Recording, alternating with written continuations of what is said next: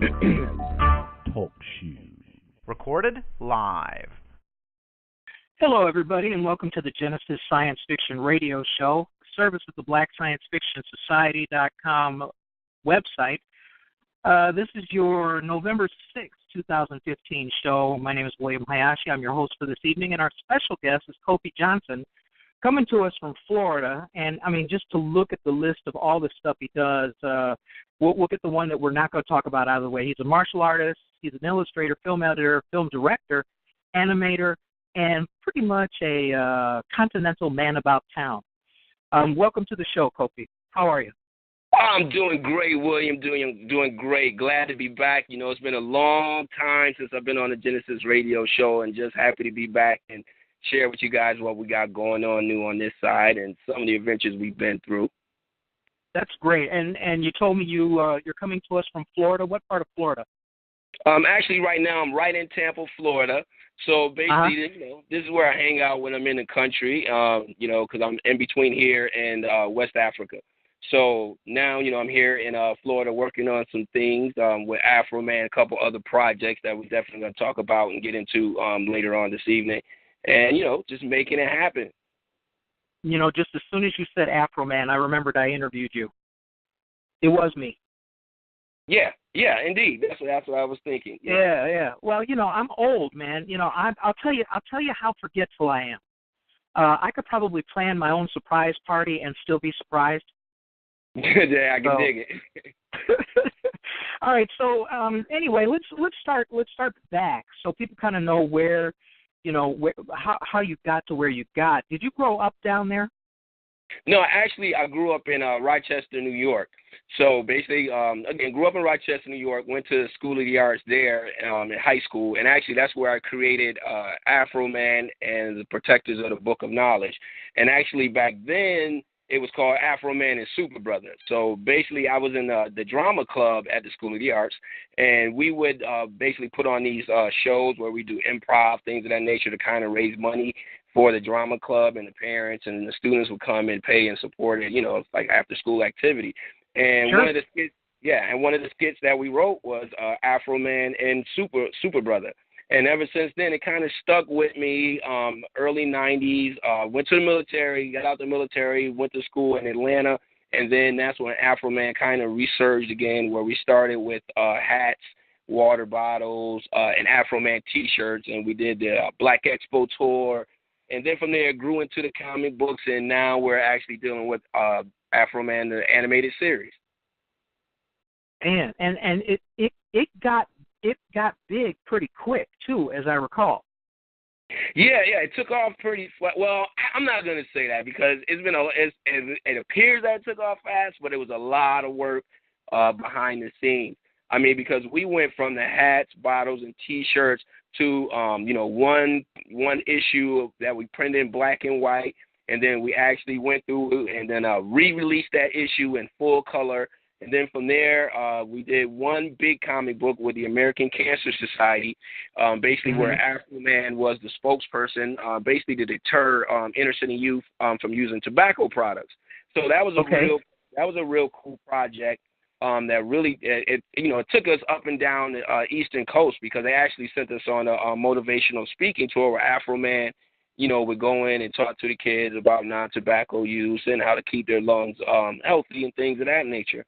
So it's been a long time. And then in 2011, we released the first episode of the animated series, Afro Man, the Protectors of the Book of Knowledge, and then at that point, it kind of really took off once we released that very first episode. And then from there, so far we've released 3 episodes and getting ready to do some really big things with Afro Man. Mm-hmm. And when that episode, you released it online? Actually, what we do, we release snippets online, but you can always go to our website, which is Afro Man Kid Space, and purchase the DVDs there. So they're available in downloadable format as well as in DVD or pay-per-view. So whichever way you like it, you can get it. Man, that's pretty nice. And all of this time, have you kind of been working singularly, or do you have a cadre of people who help you out? Yeah. Go ahead. I'm sorry. Oh, I'm sorry. Oh, yeah, definitely. There's a team. There's a team involved. Definitely want to shout out to Jackie, Adam, Lachlan Palachi, and all the great people on our team, because we've really been pushing, Ann McMillan, we've really been pushing real hard to get this where it is. And, right now, basically it's snowballing so fast. It's amazing. Again, with other projects that I'm working on that we definitely want to talk about later, too. Just so much happening right now. But, it's a great time. It's a great time. I'm excited about it. A lot of doors are opening. And just really trying to see if we can take, black media mainstream. That's our whole thing behind it. Yeah, and so, when you were starting out in high school, were you kind of on the artistic side? Were you on the content creative writing side? What was your affinity when you were early on in the process? I was kind of like all over the place because I was a visual arts major, but at the same time, I was part of the drama club. I enjoyed drama. I enjoyed acting. And, along with that came set design because we did it all in that school. Basically their whole thing was to, make sure that we knew a little bit about every aspect of the industry or the arts, whatever art that was that we partook in. I even took dance class there. I even took, I took jazz and tap. So that kind of gave me that well-roundedness. And again, I was like all over the place with my artistic expression. And it kind of leads to what I'm doing today, because not only am I doing animation, I'm doing video editing, as well as just straight directing as well too. So that kind of, my schooling kind of prepared me for what I'm doing now. And did you have like good support from your family while you were doing all of this? Oh yeah, definitely. My mom always made sure, every holiday was a paint set, marker set, some type of art set, because she knew that's what I wanted to do. Because I grew up, reading comic books, collecting comic books. So did my older brother, and that's basically where I got it from. He's an even better artist than me, so he paints. He does the same thing. But he was the one that actually got me interested into comic books, and then from there, that kind of took me. It just exploded from there.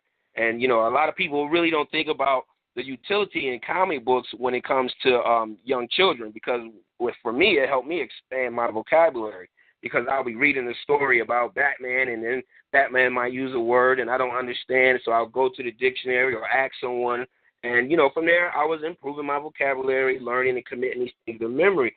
So the comic books, themselves, I got to really thank it for. I'm really thankful for that whole comic book industry. Again, it's taken me to where I am today, and actually the comic books is what led me into the film work and other aspects of visual arts. Well, and comic books make content extremely accessible for kids.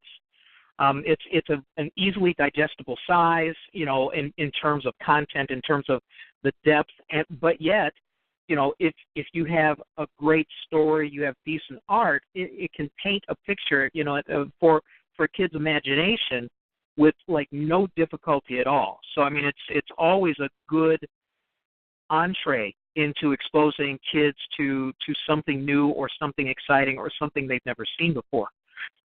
Excuse me.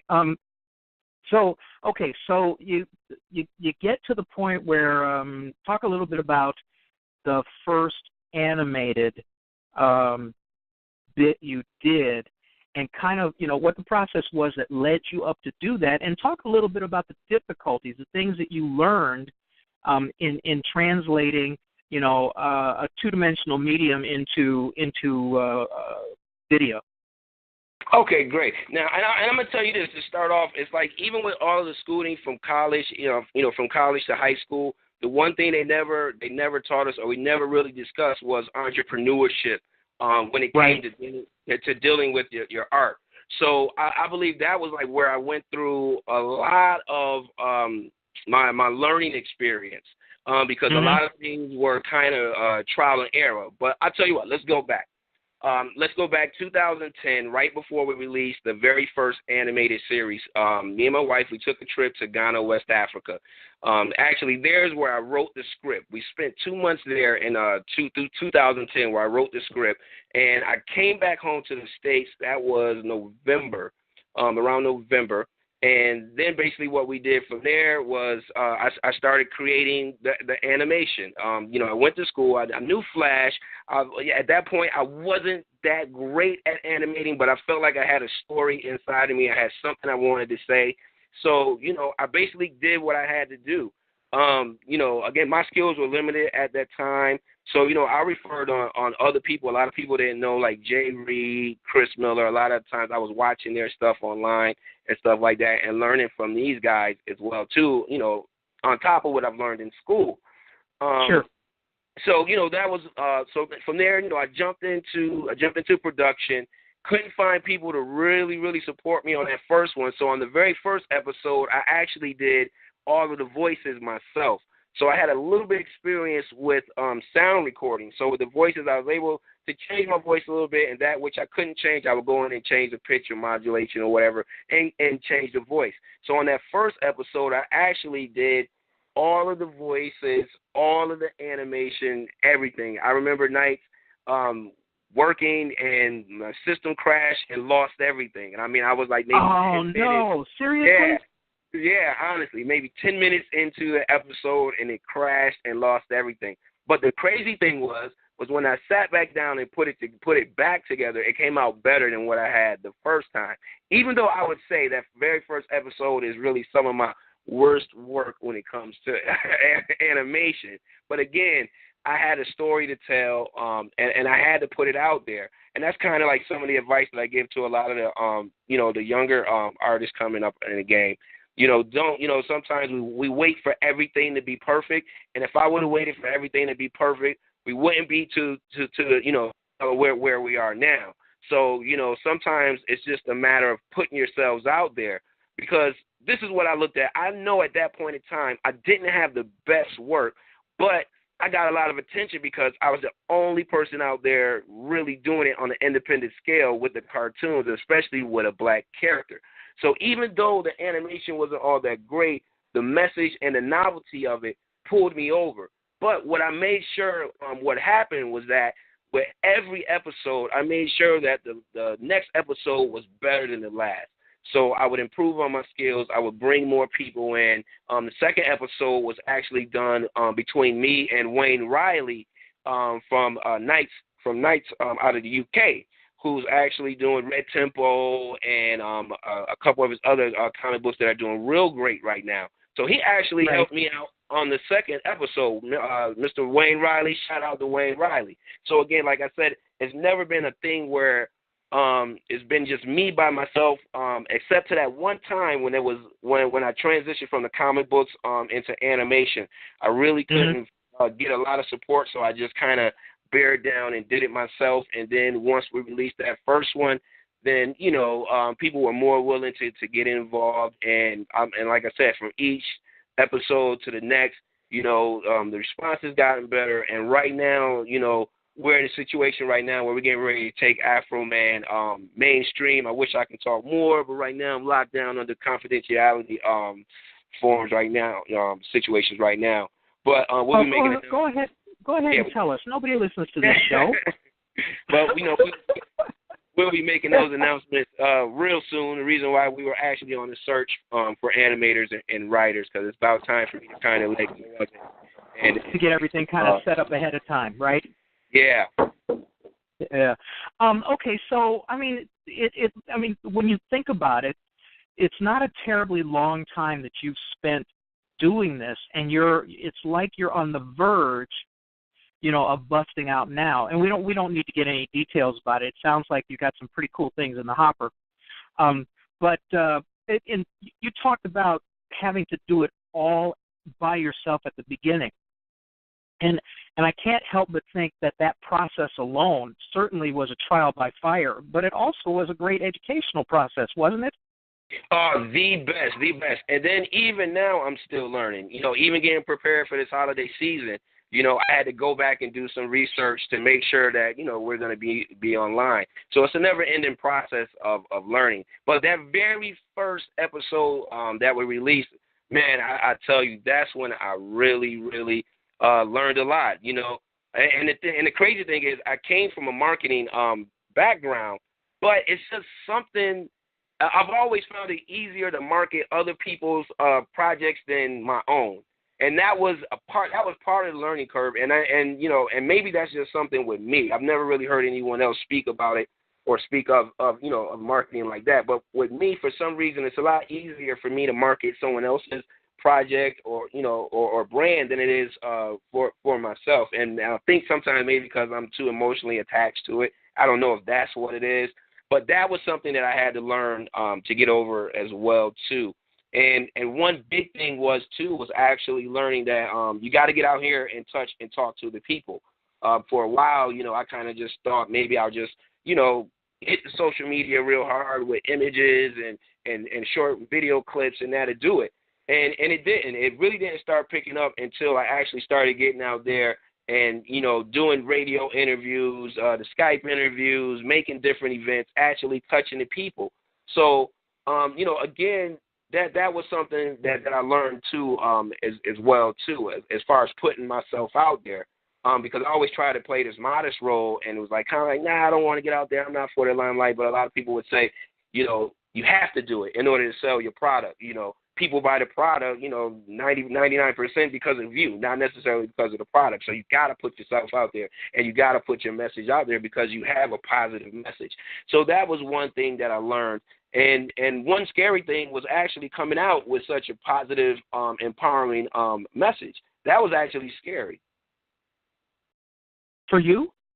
Yeah, for me, because when I first released it, we met some opposition where people would say, oh, it's you need to put more of these type of characters in, or the cast. Right, yeah. Well, you're going to get an infinite number of critics, especially people who haven't done jack their whole lives. They're always lining up to tell somebody why they have to do something that they want them to do. And then you go, well, what do you base that on? And then you find out, well, they're just kind of like naysayers, not always saying no, but at least, they always have an opinion. And that's a tough thing because I think all creatives we want to have our work appreciated, and we want to have people find value in our work. And so there might be a tendency, there is a tendency for me, when I wrote my first book, when people they said, oh, it started out too slow, and I did that deliberately so that people would learn the characters. But then I'm thinking, I second-guessed myself because I heard it from someone else. So I think that that's a natural thing. Yeah, indeed. And it was something that I had to learn to get over. And one valuable lesson... and find your own way. Yeah, exactly. And one valuable lesson I learned was not to take advice from people who haven't done it before. That was the biggest thing because, at certain points in my career, I would take that advice, and it led me into a situation where it's like, oh, I hope I can rebound from this, So I've learned, that brought me to the point of learning, always, just believe in yourself. If you know what you were sent here for, what you were put on this earth for, go after it. The whole thing is finding your purpose, And like I was taught growing up, as an artist, our purpose is to do one or two things, inspire or to teach. I've always had an art teacher that told me that. He used to tell us that all the time. Your thing is either to inspire or to teach. And that was one of those things. I don't remember a lot from school, but that was one of the things that really stuck with me. And it's simply because artists, my martial arts instructors, these people have done that for me. They have either taught me something or have inspired me in some form of fashion. Like one of my biggest inspirations is Brother Dawood with Brother Man. Every time I see him, like, brother, you the brother that put me in the game. Because like when I saw him doing his thing, it let me know that I can do it. So then that kind of goes back to what I was saying earlier as far as when I was kind of afraid to put my face out there and people were telling me, no, the children need to see who's behind this so they can have an idea that, they can do it too. So, again, every episode, every step of the way was a learning experience to where now I think I'm just now figuring it out, Will. I saw something online, some stupid thing on Facebook, but it made a lot of sense. When you try something, there's either success or you learn. it's not necessarily failure. Exactly. You know? Exactly. And people sometimes get so tied up in trying to classify something or call something or you know, fit something in a pigeonhole. And the fact is, the most creative people, when they run into a stumbling block, they figure out a way to go around it, over it, through it, whatever. And the really good creative people don't stop because they ran into something like that. You know? And the other thing, from what you said earlier, you know, when you talk about being true to yourself, how many things have we seen that have come out of a committee that have been truly creative? You get half a dozen people or more trying to put something creative together, and more often than not, it does fail because, you know, you can't please everyone. Somebody's got to have a well-defined voice. Somebody has to have a defining vision, I believe, in order to move something through to success, you know? Oh, yeah, I definitely agree. Yeah, I definitely agree with that. The vision is everything. And that's like some of the advice that I give is as well, too, is like when you're first starting out, lay the foundation yourself first, you know, so then at least when you start bringing people in, there's some path to follow, because sometimes the mistake can be in bringing people in too fast, because like you said, if we're all sitting at the round table, I've noticed this with some projects I've tried to get involved with, when when the leader didn't have a clear-cut path laid out, you know, most of the time just got spent bickering back and forth. But then I've been with other projects to where the leader had the foundation laid, so, you know, it was easy for everybody to fall in place. And a lot of these were startups, because I found throughout my career, I ended up working with a lot of different startups.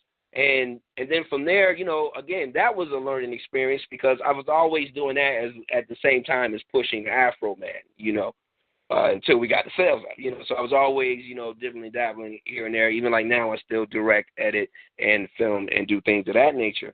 But, you know, again, everything is a learning experience, man. Like you said, there's no such thing as a failure. And like, you know, my dad used to say, nothing beats a failure but a try. Well, that's true. That is true. And you know, if you fall down, you don't just you don't lay there and die. You know, what does that get you? You know? Oh yeah, I understand. So anyway, I mean, it's good that you have you have a. I'm trying to figure out the best way to say this. You have had a good vision to start with, and you had it for a long time. So, you know, being able to translate that into some forward progress was obviously not hard. And then look at the things you learned. You learned animation. You know, obviously you had to have your writing skills. You had to do your art. And then now you're at the point where, if I'm not mistaken, you have a pretty decent team to work with. Oh yeah, definitely. Yeah, right now, I mean, I'm so excited about what we got going on right now. I can't wait till it's time to start talking about it. But I kind of want to go back to even what we were talking about too, because, you know, always part of the conversation with me is always keeping it real. You know, everything hasn't always been so rosy, because I remember, you know, maybe about a year and a half ago, right before I took off to West Africa, was like really one of the down points in my career. We were actually doing a crowdfunding campaign for Afro Man, and really didn't get the support that we thought we would get. And brother, that was really what's the word I can use? I don't want to use the word heartbreaking, but it kind of broke me down, where it was kind of like, oh man, should I even do it? Are the people even feeling Afro Man? And I'm here to tell the young artists that you're gonna go through that, but you gotta pick yourself back up. And I went through it. You know, I went through it on a radio show to make it so crazy. It was, you know, and I'm like, what am I doing? I was like, okay, let me take some time out, breathe, pull myself back together, and you know, get back in the fight. And that's exactly exactly what we did. But I tell that story to always give the younger artists that some to basically an example. But I went through the same thing. That's what I'm trying to say. You know, the feelings that we feel sometimes of not believing in ourselves, or maybe sometimes doubting our project, or maybe not thinking that it's good enough. Those are things that we go through naturally, but mentally we got to bring ourselves up out of it. And the biggest part of bringing yourself up out of it is knowing that you're going to go through it. So that's like one of the things, like I like to tell the younger artists, you're going to go through those times where it's going to seem like, it's just so dim. But it's like when you go through those times, there's always something big right around the corner.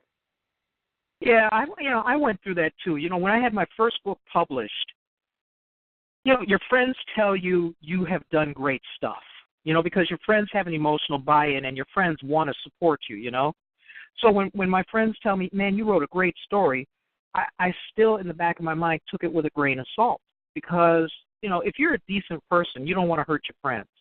And so I'm wondering, well, are they just, shining me on or, whatever. But it took like 6-8 months until I started seeing reviews, until I had, that level of confidence you're talking about. Yeah. Because I wouldn't know unless strangers said it. And that's no bad reflection on my friends because, I love my friends and they love me. They would, if one of them said to me, you might want to tighten this up a little bit before you send it out there, then I would know. That's a nice way of saying, well, maybe you could do better. But you don't know until you get strangers telling you. And that's kind of pretty ironic, Yeah, definitely. And it's understandable because we know, like you said, our friends love us, and they support us. So they're definitely not going to put the work down. I mean, I remember reading some of my first negative comments, on Facebook and on stuff like that. And that's another thing that you learn. You learn to develop tough skin. And then you realize this. I realized this. I'm not going to win everybody. You know what I'm saying? So your thing is finding your audience and then be truthful to that audience. I look at it like Coca-Cola and Pepsi. Everybody doesn't like Coke. Everybody doesn't like Pepsi. You're not going to please everybody. That's true. That's just not going to happen. So the whole thing is, and Chris Miller says this as well too, as far as finding your market, finding your niche, and then just riding with that, and make sure you stay truthful and faithful to your brand. And that's really what it's all about. And that's where the work comes in, I believe, is finding your market or having the market find you, vice versa, it's the same thing. Yeah, I was going to ask you about that. At this point, okay, so you've done the first animated episode. Okay, your first, I don't know, I just could spaced on the word. So you do your first one. Talk a little bit about how you're promoted, because you know what? For entrepreneurial types, for newbies, for people who obviously don't have a big publishing company behind them with thousands of dollars worth of marketing money, what were some of the things that you did to increase your viewership and increase your reach, to get people to find you? Because that, I think, is the biggest challenge that most creatives face, especially early on. Yeah, definitely. And what we did, and it was kind of, I don't want to say easy because, I guess it is. It'll be easy for anybody once you really take a look at your brand, because our brand really kind of embodies education, more or less dealing with math and science. When we're talking about Afro Man itself, because I'm involved with a lot of different projects, but when we're talking about Afro Man, that brand there is basically math and science. So one thing that we looked at, was that the schools are definitely going to be a component of our marketing. Why? Because our market is right there. And with us coming in on the educational aspect, the doors were open to us. So, we did the Afro Man school tour. I actually go out as Afro Man in costume. So that was one big way that we marketed, was actually doing the school tour. And my school tour was basically surrounded around, or my whole spiel of speech was surrounded around taking your natural talent and turning them into a career. So with that, we were able to enter the schools and actually be one-on-one with the children. But the way that we set it up is that we would actually screen the Afro Man cartoon, then Afro Man would come out, talk to the children, basically, and, he basically came out and had fun with them. And then after that, Kofi came out and then, dropped the knowledge on them, where we talked about basically taking your careers and taking your hobbies and your loves and your natural talents and turning them into a career. So that's basically, one way that we market it, as well as doing plenty of venues. We did some of the smaller comic book cons, simply because a lot of the major comic book cons were just out of our marketing budget. So we did a lot of the. They're too big too. You can get lost in those. It's like, what if I went to San Diego and tried to push my 3 books, at Comic-Con? Yeah, exactly. I don't do them. I don't do them. Yeah. I might go hang out, but personally, I don't do them, and a lot of my audience isn't there. So that, for me, that would kind of be a waste of marketing dollars. So again, right. it's finding where your market is. A lot of my market, believe it or not, came from doing these blog talk radio shows. It was to the point at one time we were doing at least 3 shows a week. So, that really helped push our brand. And a lot of people used to put that down. They'll be like, well, what if there's not a lot of people listening and we don't know if they're listening on the internet? And I'm like, look, if it's only 10 people listening, that's 10 more people that I reached, with basically a 30-minute conversation. I'm doing okay, Right. And then I've always tried to look for situations to where I can attach Afro Man to get me a bigger audience. Actually, one of them was the project that we did with the American Cancer Society, which actually, and it goes back to that saying, success is when preparation meets opportunity. And I was prepared, and there was an opportunity there where the American Cancer Society was looking for a character that they can use to help push non-tobacco use within the inner city youth, because they saw a spike in usage. So, right. We combined, I created a comic book, and then from there, that took me basically to a whole nother audience, because they financed the public speaking tour that they sent me on, where they had kids grouped in summer camps where, there I am in the middle of these summer camps as Afro Man dealing with the youth and things like that. So those were some of the things that we used. That was, and really kind of some of the same formula that I use today, as well as Black Science Fiction Society is another hub where I buy advertisement as well too, simply because, again, our audience is there. My audience is there. So it's pinpointing where the audience is, and then, boom, applying your technique there. And that's basically some of the ways that we went about marketing it. And one of the best ways I've found marketing a comic book with a character like that is going out in costume. Because I would go out in costume to the grocery store. My wife, she's strong enough to go out with me in the costume to the movies. We just, went out like that. And the crazy thing is that's where I got a lot of my media coverage. Because one thing, when I'm in costume, I never break character. I'm an Afro Man. You ask me what am I doing? I'm patrolling the neighborhood. I'm Afro Man. I'm not breaking character. So, even with a lot of the print media that I've gotten, and I've gotten major print media, were from people in the grocery store who wrote for the paper. It was like, what are you here doing? And then, Afro Man gives them his rundown, and then just call me. I want to do a story. So a lot of it went in that way too. That costume has been very instrumental in marketing. Yeah, and that's like, and I don't mean low level in a bad way, but that's low level brilliance, because you're not spending a lot of money, but your corresponding visibility is huge. Exactly. And not to mention, we use, YouTube, Facebook. But the thing with Facebook, a lot of times, it's just so inundated with information. You can get lost there. And one thing that I've learned too, I always thought, coming out marketing, that I can just rely on that online marketing. And then I found that I couldn't just rely on that. I still had to get out here, beat the pavement, beat the streets, meet the people, shake hands, like the president, kiss babies, all of that. You still got to get out there and do that. Your online marketing goes hand in hand with your street marketing, So, that was another lesson that I learned. And a lot of stuff was by trial and error. And William, like I said, right now I'm really now just starting to get it to where I'm putting it all together. And with some of the new people that I'm working with now, I'm learning even more from them. So as I learn, I'll be coming back, dropping it, and spreading the news with fellow writers and artists, animators, and and creative minds. Yeah, and let's be honest, when you think about the American Cancer Society, first of all, they're a huge organization. Second of all, they do good work. And for you to get that affinity, how did they find you? Do you know? Actually, what it was, they found me based on another article that came out, and they had went up to my wife's job and asked her, "Is this your husband?" Because of course, I was walking around with a costume, and they kind of attached it to me. And she was like, "Yeah." And then from there, boom, we got linked. From there, we did that. We did it. Sure. And that happened to be a representative who was working with American Cancer Society through another organization.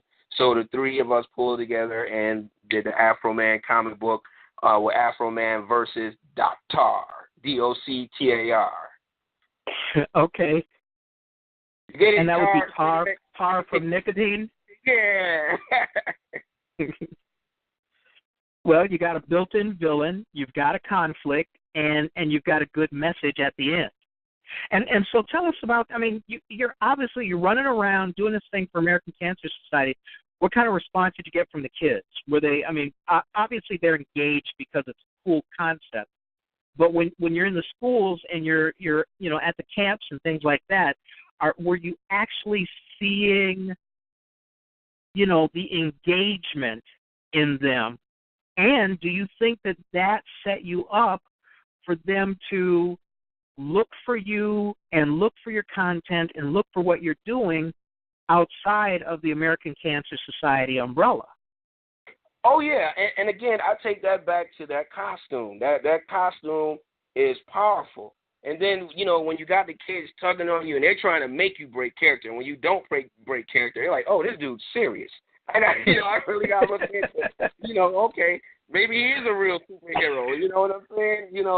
So they're like, this dude won't break character for nothing, But, I found that costume really brings out that engagement, And then, too, we use hip-hop as well, too, because when Afro Man comes out on stage, he does his theme song, which is, right. a little hip-hop song. So he does his theme song, and the kids, they start clapping to the song and everything. So, it's different ways you got to engage the youth. I just don't come out and start speaking. It's almost like a show itself. And then, the cartoon itself is incorporated in there because first, we're going to watch the cartoon.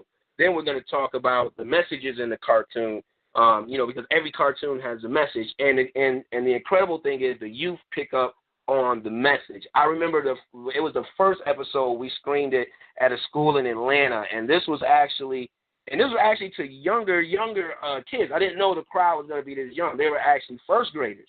And usually I'm used to dealing, fourth grade and up, But these were like, kindergartners and first graders. But the thing is, they caught on to the message. Like the first episode is about Ultra Igno, who basically takes over hip-hop music and embeds a hypnotic signal underneath the music in order for him to control the minds of the youth. And the youth picked up on it. And they were like, we got to be careful of the messages that we hear in music and the things that we see on TV because it's not real. They picked up on it. So that was one of the highlights because my thing is versus teaching children what to think, let's teach them how to think. And that's kind of like what I like to engage them with when we do the question and answer after we screen the cartoon. But then at the same time, we involve hip-hop. Because we know that beat's going to keep them moving. We have, at moments where we get up, we shake it down, we relax. It's not just to sit there and you receive instruction. The whole presentation is interactive. So you're not lecturing them. No, exactly. It's like the old term edutainment. We mix the education with the entertainment. So again, it's the Uh-oh, was that you or me?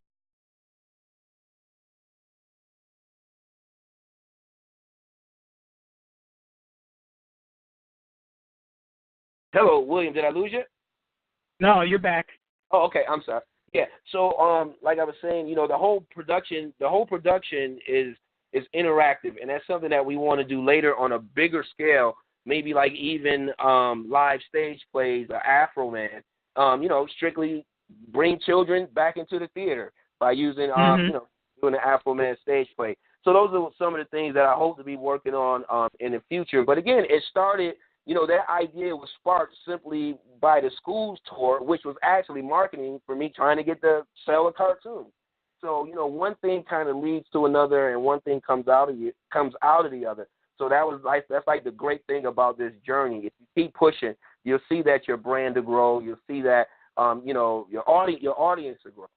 And even now, I'm seeing now that we're getting a lot of crossover. We're getting a lot of crossover appeal, even with the message, even with the content that we have. So, that's kind of like a phenomenon we're kind of tripping over right now too, as well too. Very cool, very cool. Now, you mentioned that you and your wife went to Africa and you were, doing some creative things over there. What other kinds of things have you done overseas like that? Oh man, over there, and first let me say this. For any inspiring writers, actors, animators, filmmakers, it's a market over there wide open. It's really a lot more open to the indie. Simply because there it's not controlled. It's not controlled there like it is here by a small group. There it's basically, if you have content, you create it, you put it out. The avenues are there for you, and the channels are there for you to put it out. The distributors.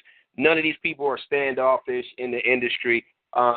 Basically, open door policy with a lot of people, just real down to earth people. So I found it a lot easier to get in the door there. And one thing that made it easy too was that a lot of people there knew of Afro Man when I got there. Simply because of our online presence. So once I mentioned I was a guy that did Afro Man, that opened up a lot of doors.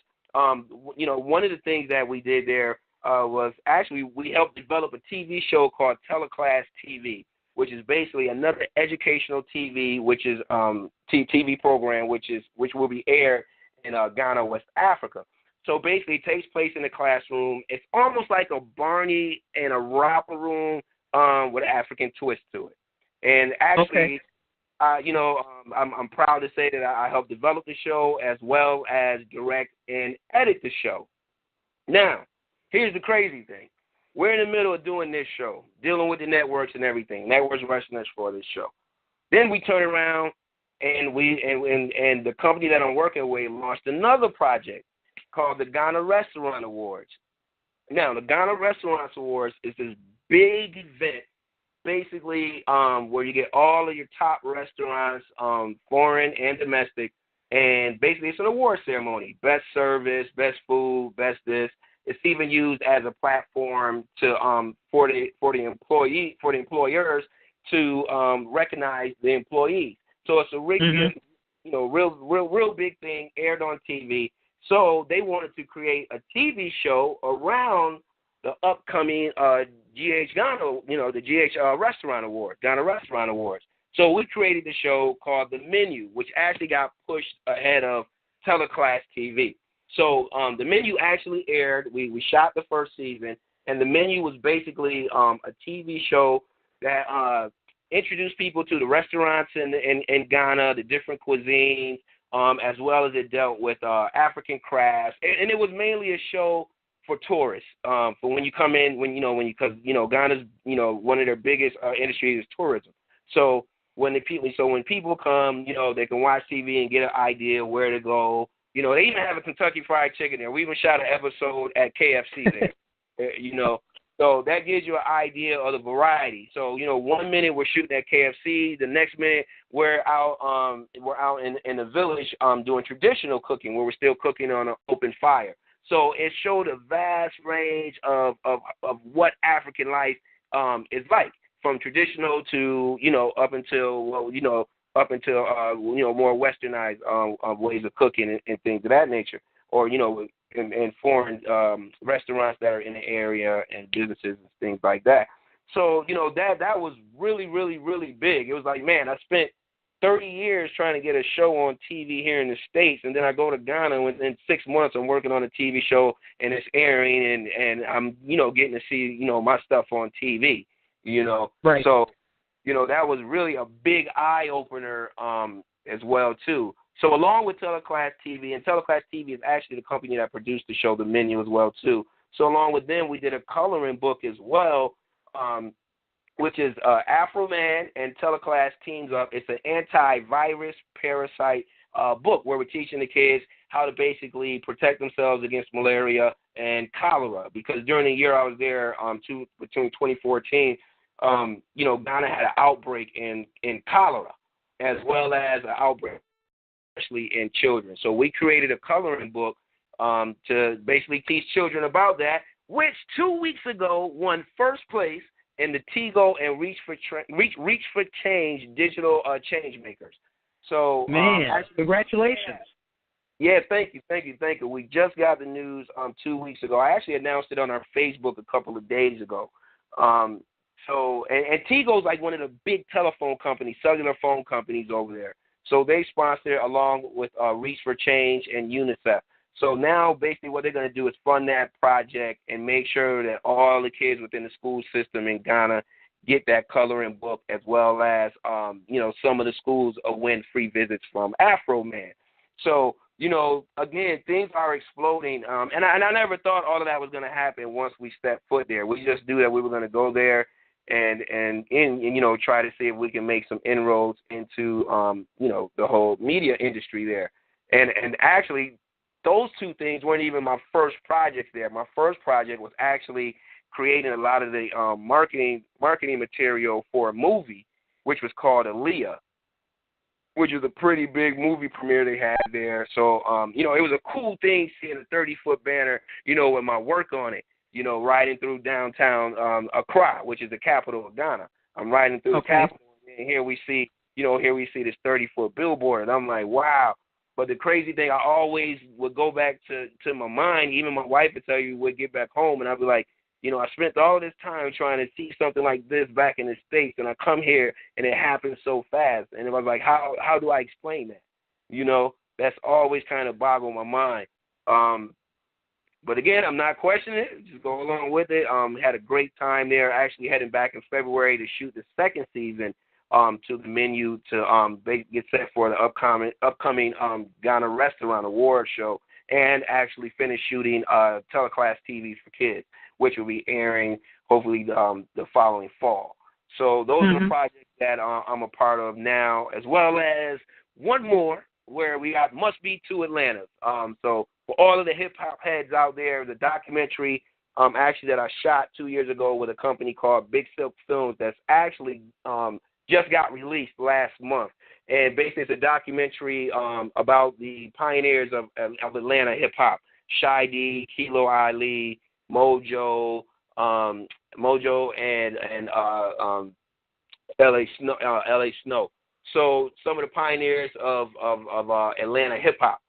So, again, that's another big project that's coming that actually was released that I worked on. So right now, marketing all of these different things. So, my days are crazy now dealing with all of these different projects.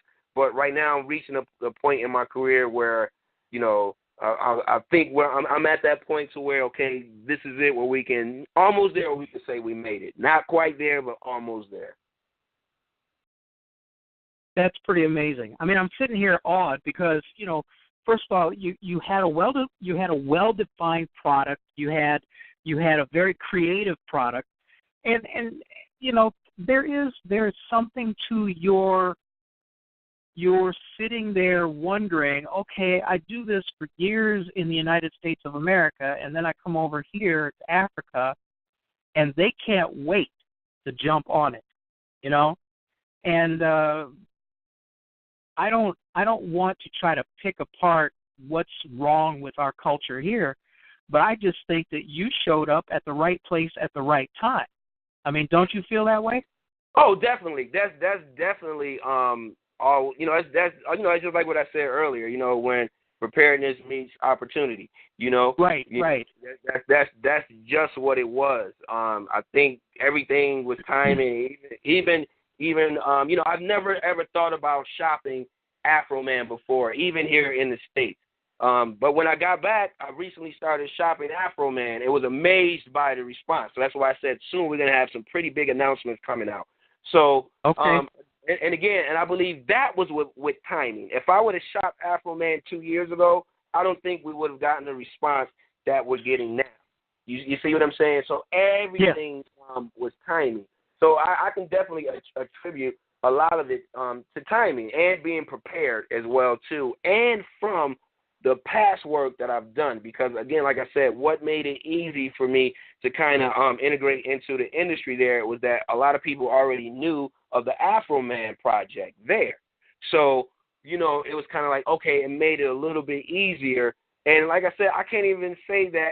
There's so many animators out there that's killing my work. I mean, that my work doesn't stand up to theirs whatsoever. But again, it goes back to the fact that, like I said earlier, you know, I wasn't afraid to put myself out there, which actually led me into other opportunities. So, you know, again, message. The one thing is, you know, a lot of times we're going to wait to, you know, we want to wait till things are perfect. Sometimes let's just do the best we can with what we got. Let's put it out there. Because if your audience sees you improve as you go forward and they see you grow, they'll forgive that in the past. And they're going to hold that, what you did in the past, up as a trophy and say, remember this, you came a long way. Well, stop and think about how many kids who have seen you perform now, when you're in your wheelchair rolling around all of these cons and stuff like that, in your costume, they're going to be going, oh, man, when I was in first grade, I saw you. You know what I mean? You're building your following already. Indeed. And you know, that has happened because, you know, we've been putting out the comic book since 94 was our very first issue. So, okay. You know, some of those kids are grown now. And I actually ran into one in Atlanta, and we were just sitting there talking, and I was like, yeah, I did the Afro Man comic book. And he was like, that's you? He's like, my aunt bought me that comic book years ago. He's like, I still got that comic book. He's like, she brought it at the Black Expo tour. I said, yeah, that was us. And so, you know, that kind of has already happened just that one time. You know, it hasn't happened a lot, just that one time. But hopefully we'll see more of that in the future as we grow the brand. But again, you know, very excited, you know, from where I'm going now in my career, and looking forward to some new things. And I'm working on some new projects, some of my, you know, other little babies. Because in order to roll in, you know, to a bigger scene with Afro Man, I'm gonna have to give up a little bit of it. So, you know, from that point there, you know, I got some other things that we're gonna be pushing right after that as well too. Well, that's another thing that newbies don't think about. You know, they go, well, you know, I want to hang on to my stuff forever, and I want to own my intellectual property forever. But you know, if you're truly creative, you can always create new stuff. You know, and sometimes letting go of a little bit actually increases the scope of your brand because more people get to see you because someone else is pushing it for you. Exactly, and I had to learn that as well too, even speaking with a lot of people in the industry, you know, because that was one of the things I was bouncing around in my head. So, you know, and I've always been blessed to work with a lot of people who are already there. So, you know, even calling some of them and reaching out to them, you know, basically it was the same advice. It's like, you know, just like you said, you know, you can't hold on to it forever, you know. But the thing is, you know, make sure, you know, you don't give everything away, but, you know, you're going to have to pay to play. That's just the nature of the game. And, well, I think, yeah. Go ahead. I'm sorry. And behind that, too, again, like, you know, they always reminding me, is that the only thing you got? No. Okay, then, you know, do what you got to do. Yeah, and I think the thing is, you know, there will be no dispute over what the origin was. You know, even if somebody buys it out from under you, it doesn't matter because in a certain way, because people will always know where the original Afro Man came from.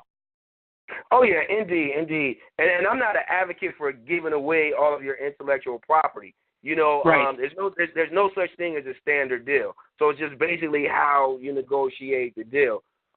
Because, you know, I believe in keeping, you know, my intellectual property. But in other ways, you know, you still give up some things.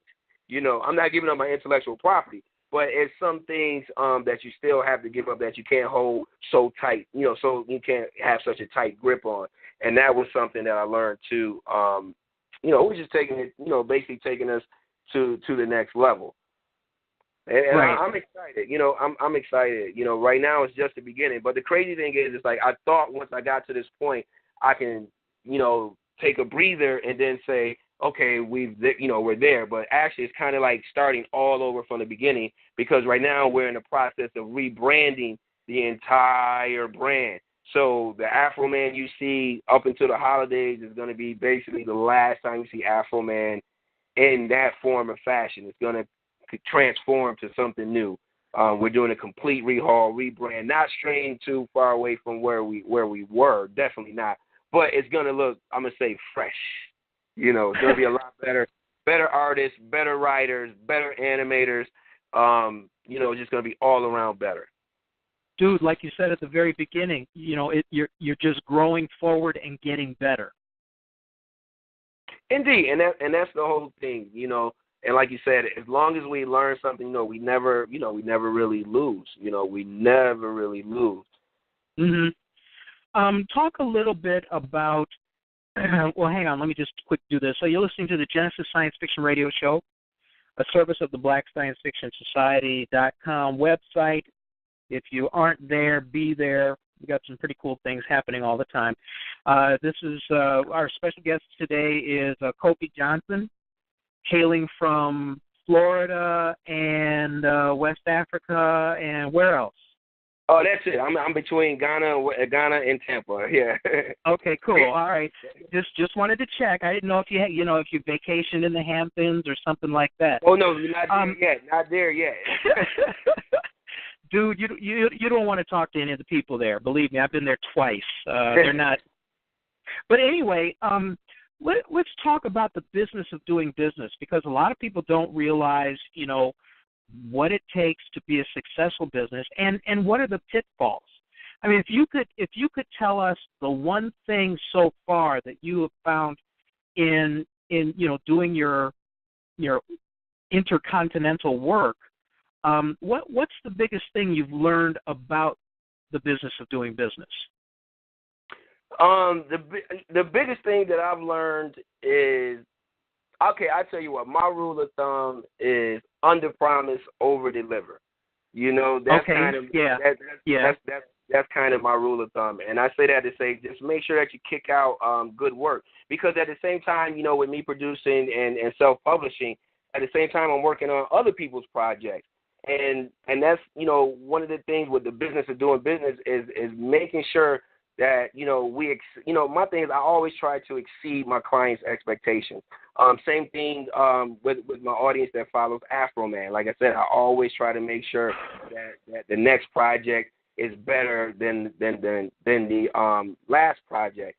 And sure. I guess sometimes you might have to be a little bit more specific with that question, because there's so many aspects when we're talking about doing business, because even too, I even look at, doing business is part of being a likable person. Personality and attitude goes a long way. I know I'm not the best at what I do, but a lot of people will deal with me just based on attitude, energy that I bring to the table. And if I'm working on your project, I'm taking your project as mine. And then with my project, you see the love and the passion that I put into my project. So, those are some of the things that come with the business of doing business. People seeing your passion, people seeing that you're trustworthy, that you keep to your word. And then at the same time, we know sometimes you're not always able to keep to your word. Things happen when doing business. And then when those things happen, being able to confront those things head on and letting people know, that takes you a long way as well, too. And then when we go to the aspect of moving merchandise, customer service to me is everything. Customer service is everything. Making sure you get your product on time, making sure that your product looks good. That was a learning curve for me as well, too. When I first started out, I was mailing out product. Got a few complaints about product not coming, not arriving, on time or whatever, yeah. Yeah. So I said, okay, I noticed that problem. So I said, okay, what we're gonna do? We're just gonna have to go with something, have to go with drop shipment, to make sure, because I'm gonna lose when it comes to profits, but I'm gonna gain making sure that my customers are happy. So again, it's kind of like that give and take, because I found myself trying to market and create and be on tour and doing all of this stuff. Something's going to slip between the cracks. So, again, I had to learn, doing business, there's some stuff that I'm going to have to let go of. Some things you're going to have to delegate. And then my thing is, too, even with delegating, I have this habit of knowing a little bit about every department. So if something happens, I can step in or fill in that place, or at least fake it till I make it, you know?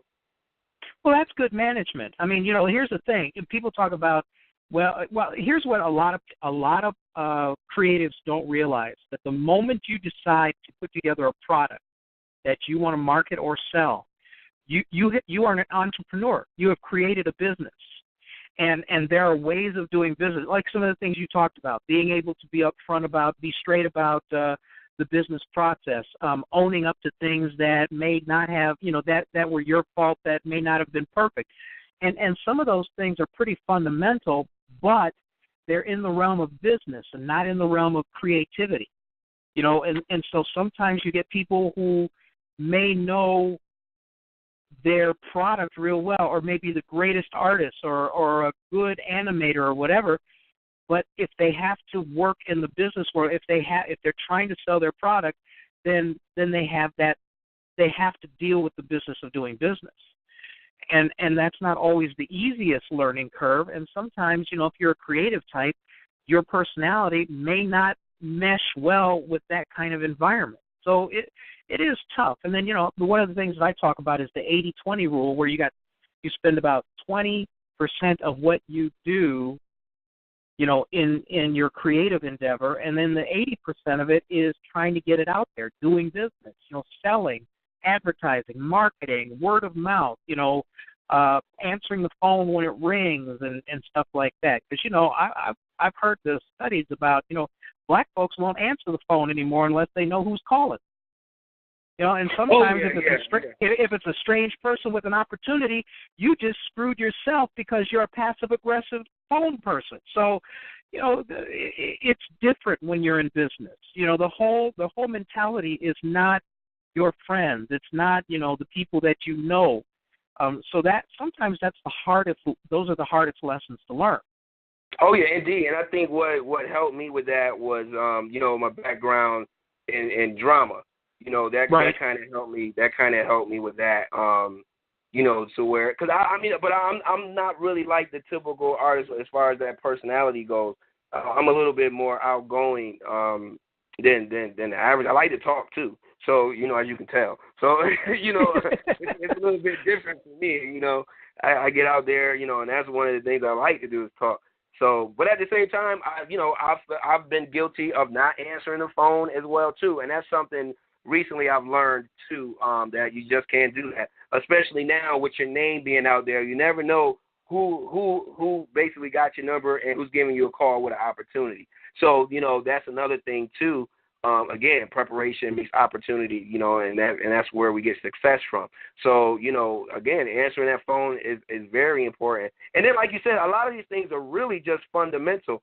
It's just that when we get into business, sometimes I think we have this idea of just sitting back and collecting checks and not thinking about all of the work and everything that goes into it. Because sometimes at the end of the day, I'm so tired from talking. Most of my day is spent on the phone. And by the time at the end of the day, I'm so tired of talking. I mean, my jaws are sore. I don't even want to speak to my wife. I'm so tired of talking, because I've been on the phone all day. But it's one of those things that you just got to do. And like she told me that night, like, you got to go through it. You're at that stage right now. You got to go through it. Either that or forget about it. So and another good thing too, man, is having somebody there that supports you when you're doing business. Because it's going to be some months when you don't make anything, and it's going to be some months where you do really good. And, you need that support system there. You definitely need that support system there, A lot of people are going to say you're crazy for going out, especially trying to make money off of your art. But, hey, people do it every day. People do it every day. People make money off of their art every day in some form or fashion. It's just finding where you fit in and basically running with that. But again, doing business, the fundamentals, that support is important, man. So you definitely make sure you got somebody, on your team that's pushing you and making sure you get up in the morning and making sure you make those phone calls, and make that coffee for you sometimes when they see you dozing at the computer. You need that. Yeah, having good support people around you, developing a good network, because as you said, you can do it all, but you can't necessarily do it all well. Exactly. Yeah, exactly. And that was one of my biggest faults. That was one of my biggest faults. And I learned it right after the first episode, and that's when I reached out to Wayne Riley. That's when I started reaching out to other voice talent instead of me doing everything. So that was a very, very valuable lesson that you can't do it all. And like you said, you can, but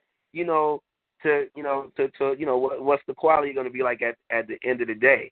Because if you spread yourself too thin, you're going to miss something. You're going to miss something. It's like now I even watch some of the older episodes. It's like, man, I wish I could just go back and change that. It's kind of like one of those things. But back then, you were trying to do radio shows, do the cartoon, do the voiceovers. Then, you're calling people, getting prices on DVDs. And, you're running around, you're doing all of this stuff, and somewhere, somehow, some things are going to fall through the cracks. So that was a valuable lesson I learned, that you can't do it yourself, forever. I would say to begin, lay your foundation, yes, because in that way, when you pull people in, it's a little bit easier because you have a path kind of carved out for them. But to a certain point, it's always going to get to a point where you can't handle it yourself. It's like a guy with a hot dog stand, or food, or a food truck or something like that. He might be able to handle the business until the word gets out, and then when the word gets out and he got lying around the corner, he's got to hire people to make sure he can improve productivity. It's just simple as that. Well, you handled that really well, I believe, because in the process of you doing everything yourself, first of all, you got a good handle on what all the parts are. What are all the moving parts? What are the things that I have to cover? What does it take to do this really well?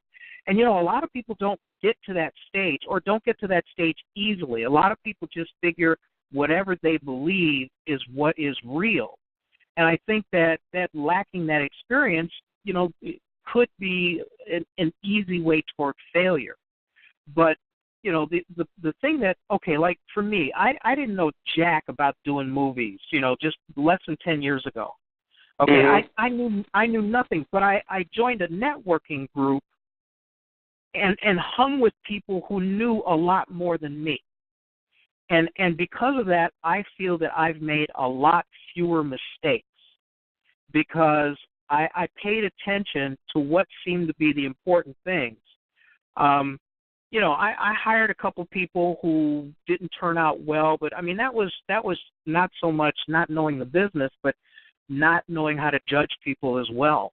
So, being able to look at all of the moving parts and then pick out the ones that you're good at, and like you said, pick out the ones where you need help. That has to be. I mean, that's a skill that, or a happen chance, because sometimes it's not often a skill, but that's a happen chance that if you hit it right, it's almost like hitting the jackpot, because once you can get a number of people who are like-minded put together, like you said, if one person has a great vision and everybody else sees that vision and falls in line, it makes it so much easier to accomplish stuff because you can't do it all alone, especially the kind of productions you're doing. Let me ask you this. How many people are working with you when you go back to West Africa? How big a crew do you work with for the restaurant show? It's about 7 of us all together. It's still a small crew, but everyone has their expertise. And really it works out really, really well. Because this is the thing. Over there, they produce films at a faster rate than we do. So, we really had to look at the team and make sure we just had a lot of the essential people, because a lot of times you got to film on the fly. It's basically guerrilla filmmaking. In the way that they're doing it, because they shoot the episodes. Even with films, they might shoot a movie in 2 weeks. You see, a whole hour-and-a-half movie might be shot in 2 weeks. So wow. That was something that I had to adjust to, because they work with a smaller team, but they work a lot faster. And that was one of the things that I had to get used to too, as far as kicking out stuff that fast, because over here we're used to kind of, step 1, step 2, step 3, and there all of these steps are put together and you run at one time, which was a great experience. It was a great experience for me, because I think it kind of added another tool under my belt, sort of say.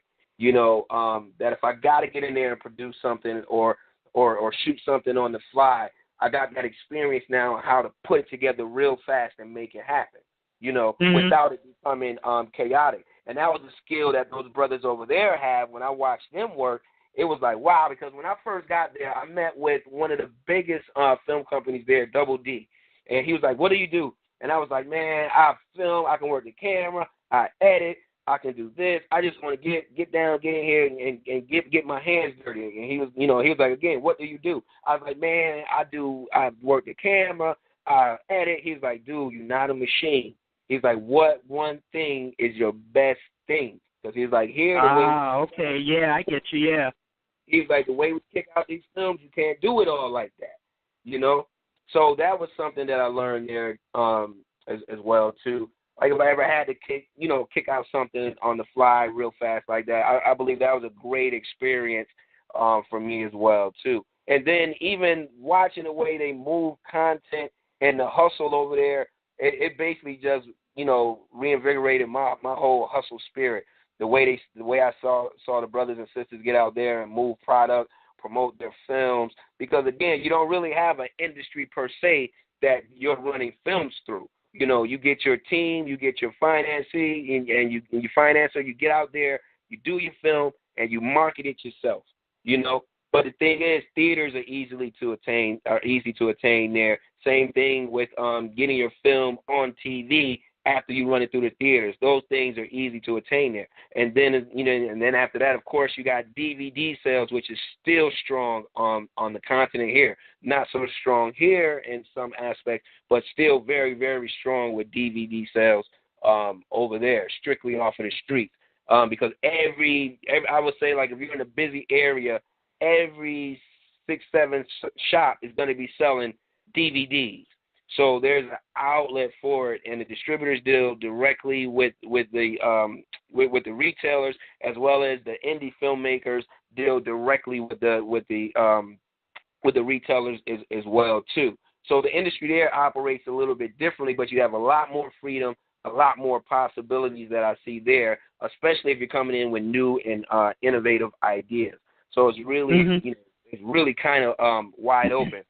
And part of my mission is actually linking the brothers over there doing work with the brothers over here doing work, which was one of the biggest reasons we partnered with Teleclass, because Adam Isaiah, who's the founder of Teleclass, basically has that same idea of black people all throughout the world in this media industry working together and building up our own media industry where we control distribution, production, and everything.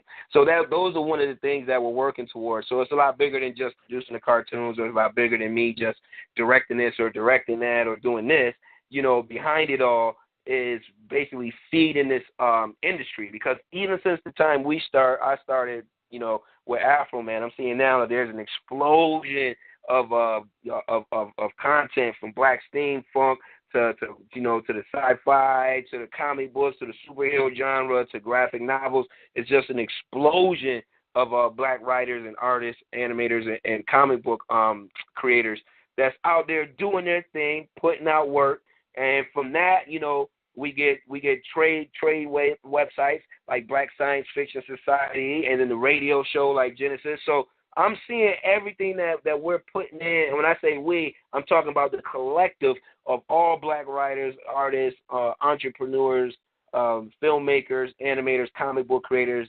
You know, all of the things that we're doing right now, we're sprouting a whole new industry. So I'm feeling good about this, because I feel that this industry that we're creating now is something that we can leave for the youth, so that when those new writers, animators, and comic book creators come out of school, you know, we'll have some place to place them, you know, and I believe that's exactly what we're building now.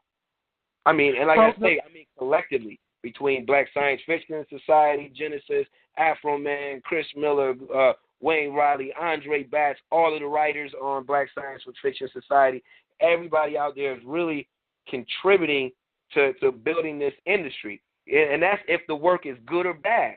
Everybody is contributing to building this industry. So I'm happy seeing what's going on right now, because I'm really in the belief that what we're doing is laying the foundation for the youth that's coming up under us, and we're actually preparing a path for them.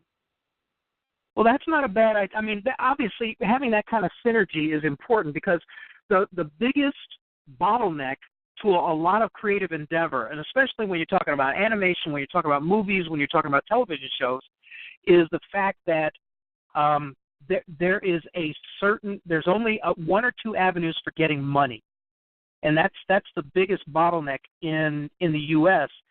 for independents to do their work.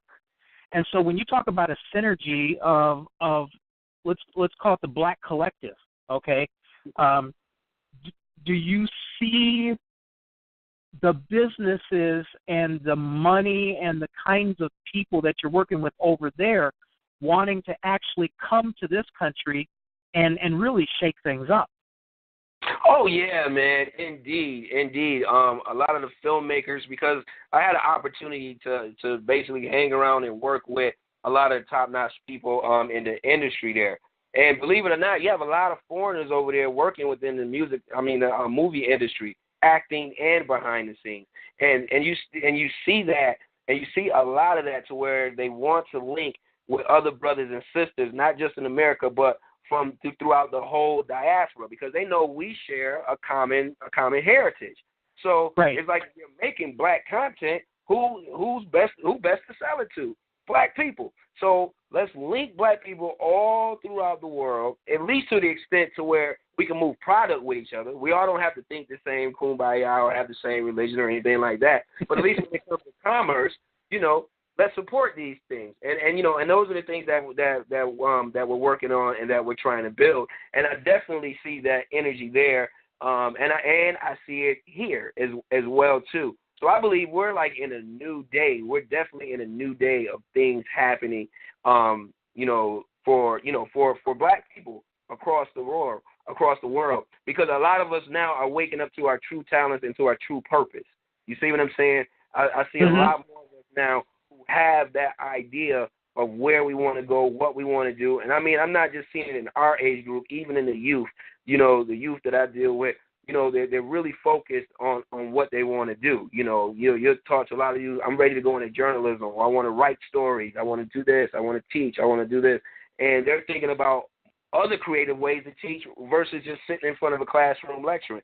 So, with that synergy that you speak of, as far as the collective, I definitely see it bubbling, warming up, and, to that point to where it's going to explode. And I got a feeling we're really going to see it this holiday season. For some, I don't know, my hand's been itching, but I got a feeling we're really going to see it this holiday season with this support for Black content. The people are ready for it. The people want it now. Well, I mean, when you look at the Hollywood studio system, they are bankrupt of any new ideas. They have absolutely no new ideas whatsoever, and that's I believe that's because of two reasons. One is when you talk about the blockbuster mentality, nobody wants to spend $100 million only to get $50 million back. Yeah. And the other thing is that you have a lot of risk-averse people who, if you have a bad year, if you have a bad release on one film, you have to look for a new job. So that's tough. But in terms of trying to get some reform in entertainment in America through Hollywood. But the thing that fascinates me, and I think is going to make a big difference, is that the bar to publishing, the bar to releasing a film, the bar to get content out to people is much, much lower. And yes, there's risk of, people stealing your stuff and things like that. But if you have a good product, people are going to follow you. So Indeed. now that you can digitize anything, now that, even schools of relatively modest means can pick up decent equipment to teach kids how to be good editors, to be good directors of photography, to frame things, to understand color, to understand sound, the bar is much, much lower. So what you're talking about, a revolution of an explosion of content, is we're already seeing that. Exactly.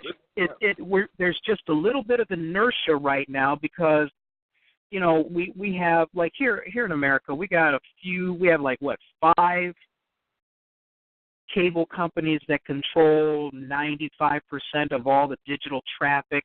You know, there are some challenges, but let's be honest. Urban culture, black culture in America, pretty much skews as the majority around the world. Okay, you got kids in Israel, you got kids in Iran, you know, you got them, you know, they love our music, they love our culture, you know, they love sports. And when you talk about not just black Americans, but the whole, you call it diaspora, when you look at the whole, the gestalt of the black experience around this world, there's an affinity for it. Remember, what was it? It was like in the 1980s. Remember when they came up with that, was it the 80s or something? Yeah, probably the 80s, when they started talking about world music. Yeah, I do remember that, yeah. Because the definition was just too big. The actuality of what the music was too big. But it was all black-themed music from every black civilization, every black culture around the world. So they called it world music because what was it? It actually encompassed a much, much, much bigger audience. Yes, there you go, the audience, than they knew what to deal with. So, you know, it could be that you're sitting on the cusp of the exact same phenomena in terms of movies, television, video, animation. I mean, we could be sitting right there. And I truly believe that because of the dearth of imagination in Hollywood, you know, people are going to be seeking content that is new and that is exciting and that they haven't seen so many times before. I mean, really, if they do another Transformers movie, what is that for except to milk some money out of a dumbed down audience? You see what I'm saying? It's not engaging them on any creative level. It's not engaging them on even an intellectual level.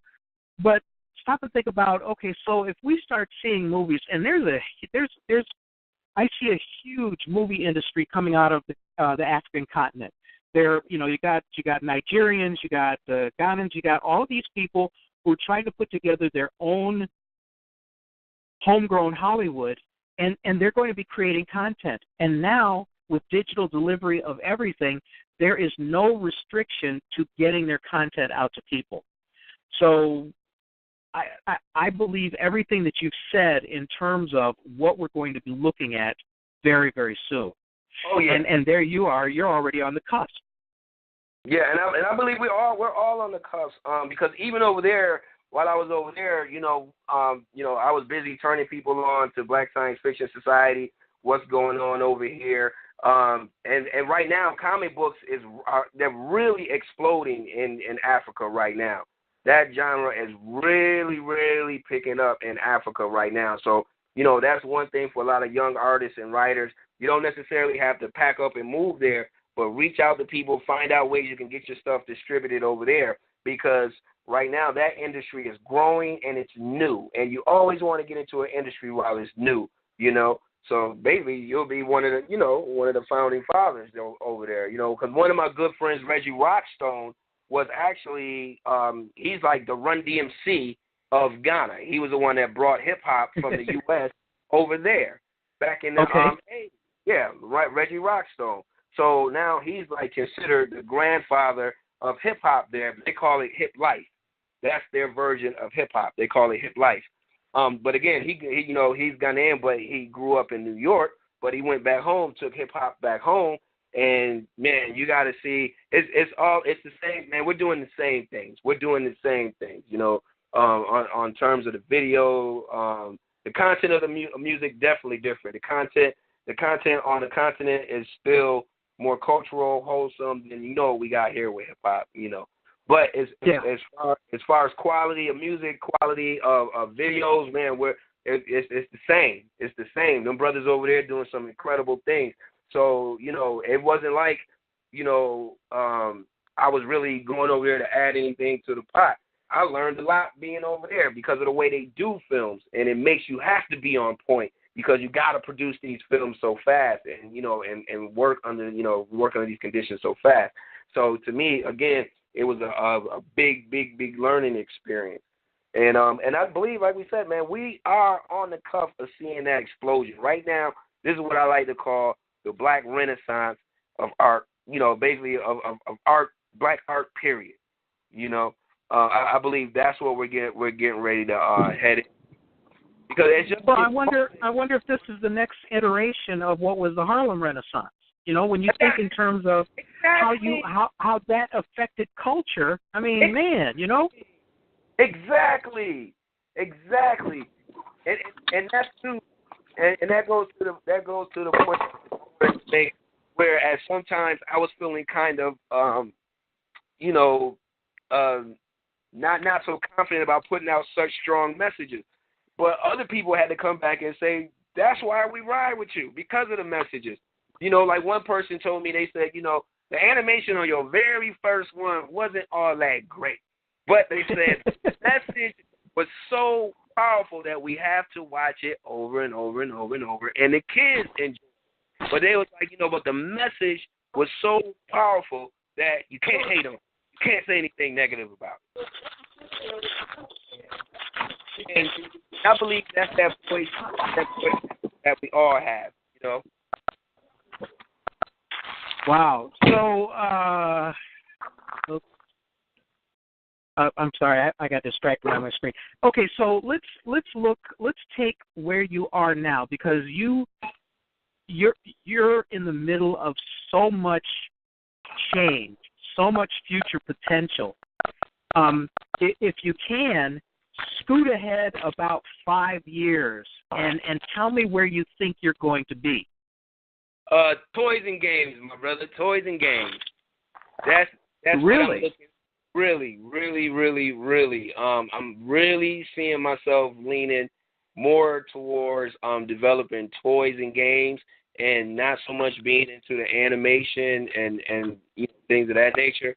But I'm for some reason, I'm really excited about toys and games. I've really been thinking about that lately, and that's where I really see myself. It's basically creating toys and games. And are these going to be toys and games kind of built around your already existing intellectual property, or do you have a whole new set that you're thinking of?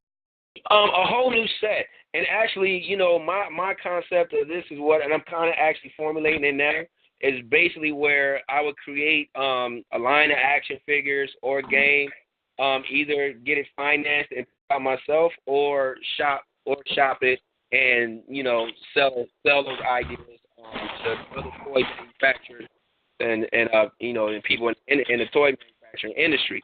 So it's going to be kind of a fold for me as far as the way I'm thinking about going about.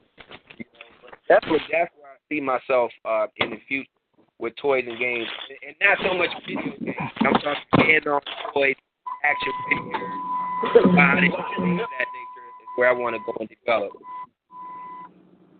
Sounds like somebody's getting in their car, getting ready to go. Yeah, that's what it sounds like. That's probably Jarvis. Okay, so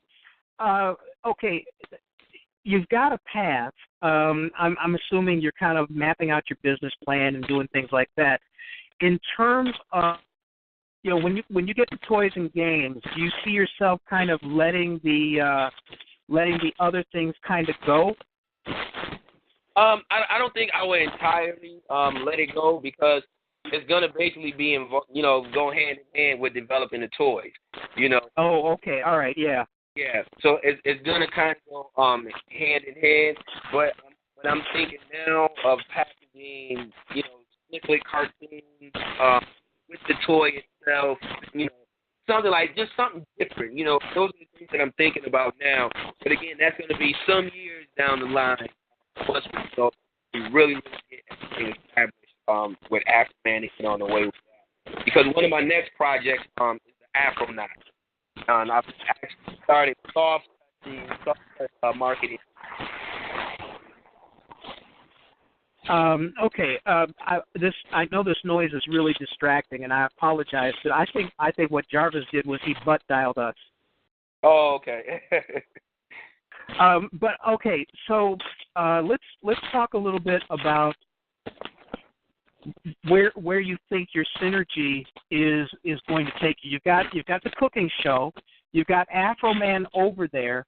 What do you have any other projects that are in the hopper that are kind of like, you know, near-term projects for over in Ghana? Oh, well, one thing that me and Adam talked about, which is my partner in Ghana, one thing that me and him talked about was actually doing a martial arts film. So okay. Yeah, so that's one big project. But again, that's going to be in the future, maybe within the next 2 years or so. But that's one of the projects that we kind of tossing ideas back and forth about right now. So and that's always been my dream is to do a martial arts film and and be in one and star in one rather. I was in one, but not the star. I want to star in one. And would this be like a self-produced project? You would write it and produce it? Oh yeah, definitely. Because I have my own ideas as far as martial arts films go. There's a certain type of martial arts film that I want to see that I grew up on. I'm not too much with a lot of the people flying through the air and we're jumping through 3-car windows. No, I want to get back to where we're showing straight martial arts skills. And again in that movie format, but more realistic fight things. And not so highly stylized and kind of. Yeah, definitely. And and for it to be a movie, you have to put some style in it, but the basis will be in reality. All right. I apologize for the distracting noise. Not much we can do about this because I can't call him and tell him to hang up his phone. No problem. So, what?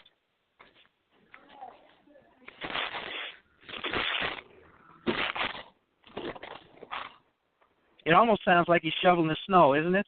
Yeah. All right. Well, so when are you heading back over? I'll be heading back in February. So actually, I only came back to take care of some business with Afro Man.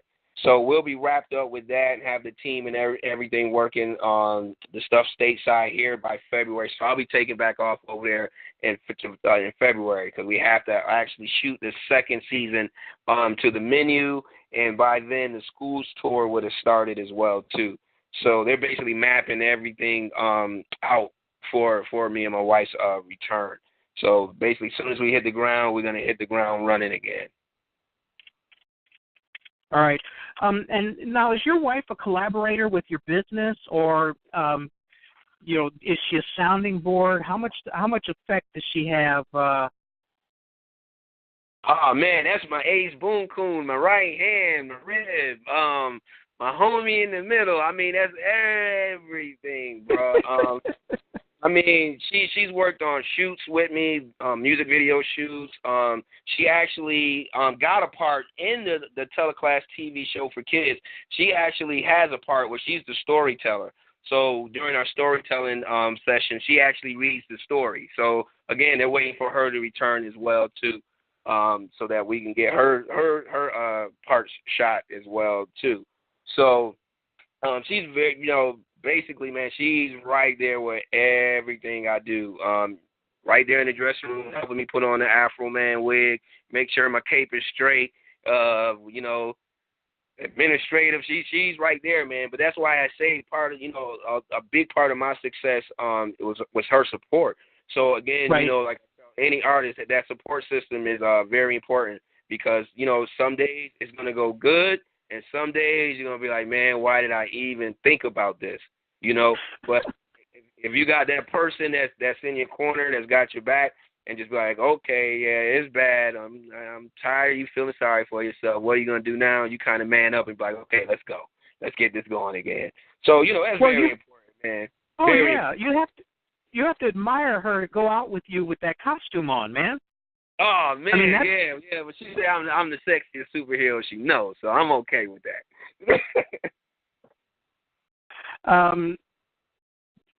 What? I'm sorry. I think of you because I haven't seen any of the news reports or anything of you out in the street. Is there anything like that out on like on YouTube or anything where you are appearing as? Oh yeah, actually, Afro? yeah, I'm right on our YouTube page, Afro Man Kid Space. That's our Okay, YouTube cool. page. Yeah, Okay. yeah, we have a clip from one of our school tours on there actually. So yes, you can definitely see something like that there, and a little music video I shot for the Afro Man theme song on there as well, with me in the costume doing the song and stuff. So we keep it fun. We definitely keep it fun for the kids. Well, I have to believe that a good measure of your success is the fact that you were willing to put yourself out there, and that's not an easy thing to do. And like you said, I think a lot of that has to do with your earlier stage training.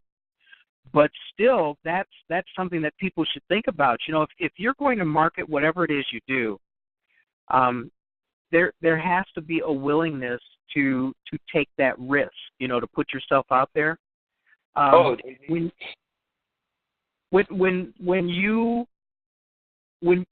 you think in terms of people starting out, yes, it's easy to tell them be prepared to put yourself out there, but you also you mentor kids, and when you try to instill a certain amount of confidence and things like that in kids, how do you go about showing them that message in a way that effectively conveys, what it is you're trying to tell them? I mean, is it mostly performance art with the message, or do you even get down and talk to them about specific things? The mentoring part of what you do is very important. So I'm curious how you structure that, or is it just totally dependent upon the venue? It's totally dependent upon the venue and the audience. Because even in Atlanta, I've been inside of the Metro Youth Detention Center, basically the children's jail, in costume as Afro Man. I come out, I might do something to make them laugh, and and this and that. But then I'll go back and change into myself and come back out and then kick it with a serious conversation. And like I would tell them, the costume was just to get you relaxed and to get your attention. Now that I got your attention, talk to me. Like you say, what's good? Tell me what's on your mind. Mm-hmm. So a lot of times, even with the mentoring, a lot of people look at the mentoring and it's kind of like they have this idea, this domineering thing. Well, you should do this, you should do this, you shouldn't do that. And I don't take it. I don't take that route with mentoring. My thing is, the first thing is to basically, create some type of rapport. And get to know what the young brother is dealing with, or what the young sister is dealing with. You know what I'm saying? And what's important in them. Because again, even when we look at education really isn't what we put into the child, it's what we pull out. You see what I'm saying? Right. And perfecting that which we pull out, which are their natural talents and skills and things that they're inclined just to do better. Those are the things that that we focus on and perfect and teach other lessons around that which they already are good at. Mm-hmm. I learned a lot about math through drawing. You know what I'm saying? And even more when it got into animation. So, even like I'm getting a little off. Actually, I'll start to ramble. But back to but see, here's the thing. Your entire stick, and don't take that word as bad, is based upon positive, forward-thinking life imagery. To give these kids a way of looking at things that's positive and nurture it. Exactly. You can't find anything bad in that, No, you can't. And then at the same time, even with the good comes the bad, because I'm not one that's going to sit here and sugarcoat the youth, especially when I'm talking to black youth. I'm not going to sugarcoat the world and say that this world isn't hostile towards you, And that's kind of like where it got back to the, where my mom and dad used to say, and I never understood this growing up, you being a black male, you're going to have to work twice as hard to get where you need to be, And I never really understood that because I'm like, Johnny and Bobby I go to school with, they don't work twice as hard. I'm smarter than them, and, I just don't see it like that, So, it goes back to that, to where I'm not going to sugarcoat. I'm not going to tell them that they don't live in a world that's hostile towards them. So yeah, you have to be better. You have to think differently. You have to see the world through a different lens. You just have to. I wasn't completely prepared to go out in the world because I was taught that the world was fair. You see, long as you work hard and long as you and just do the right thing, that's gonna do it. It always doesn't do it, And I'm not gonna sit here and lie to them and say if you just do that, then everything's gonna be okay. Right. You have to kick the real with the positive. We keep it positive, education, everything. Yeah. Okay. So what do we do with this education? And even now, now when I go out and talk to the youth, a lot of my rhetoric now is basically geared towards creating jobs versus teaching the youth, go get a college education and go find a job. Let's go get a college education, come out and create jobs. That's my whole Right. That's my whole premise now of what I want to pass on to the youth. And I say this, and I say this because when I was growing up, I had white friends and I had black friends, and the conversation at the dinner table was totally different. At our dinner table was go to school, get a good job. But when I went over to my homeboy Dash house, his dad was like, y'all thing is to own something. Y'all can't think of nothing y'all can do right now. You know what I'm saying? So, that was kind of like one of those things where me and him cut grass to make money for our ninja suits and our throwing stars and stuff, So, that was that's the difference. And that's the difference I want to bring to the table as well, too, and say, okay, let's not think about just getting just getting an education to get a job. Let's think about if we can create a job. There's nothing wrong with working a job, but there's nothing wrong with ownership as well either. Yeah, and the other thing, that we hate to have to talk about is the fact that this is a hostile world to anybody darker than Harry Belafonte. Okay? People want to gloss over the fact that just being a black preteen or a black teen is a hostile, is a hostile time of your life. I mean, when you have statistics that show, let's say between you and me, because I'm light-skinned, you're not so light-skinned, when you get pulled over by a police car and I get pulled over by a police car, you have a 16 times greater chance of being killed just for a traffic stop than I do. And see, that's another thing that gets heaped onto trying to mentor. No matter how creative they may be, no matter how smart they may be, there is a handicap to having dark skin, and it's got to be tough for you to say, yeah, okay, well, we should get our own jobs together, we should do this together, but know that there is possible danger along the way. I mean, how do you kind of roll that message in, or do you? I mean, a lot of times, again, I go back to the whole thing of I'm not trying to tell them what to think, but how to think. You see what I'm saying? So right. it might be through various exercises or scenarios or just from some of my own personal experiences, and we talk about it. We dissect it, we break it down, we talk about it. Because my thing is, I don't want to sit here and indoctrinate them. That's what they go through every day. I want to give them the tools to think themselves out of the indoctrination, out of the school to prison pipeline. Think, look at things deeper than what they really are. And I can, and my thing is coming up in the entertainment industry, that's what I really focus on, is that entertainment isn't always entertainment. A lot of times there's deeply embedded messages, for you and for other people within these TV shows, within these songs. So, again, my thing is not just putting my doctrine, or how I feel, or how I believe on them. I don't want to do that. What I want to do is give them the ability to think, and then maybe they'll come to the same conclusion that I did. You know what I'm saying? That this world isn't so friendly towards me, and maybe my only way out is to rely on myself. You see what I'm saying? Versus then relying on the system. And when I say the system, that's corporations, everything. So it's like then maybe that's where I need to go to make sure that I can be, self-reliant, because that's one thing going to Ghana really taught me. I was completely self-reliant. I'm a foreigner there. I wasn't treated like one, but, in the back of your mind, you're a foreigner there, you don't know anybody. Sure. You're strictly to yourself. And it was just really me and my wife back to back, you know what I'm saying? So, I have a whole new appreciation for being so self-reliant. And that's something, too, that I want to teach to the youth and kind of convey that message as well, too. Because, like I said, I know everybody's not equipped to own a business, but everyone should know, entrepreneurship should be a class just like any other class. It should be part of the curriculum. One of the few things we haven't been taught were the art of mating, finance, and war. So those are the things that we need to instill into our children. Well, and you know what? Just some regular get in life fundamentals. I mean, I can't remember the last time I saw in a high school class here in Chicago where they teach you how to do a checkbook. You know what I mean?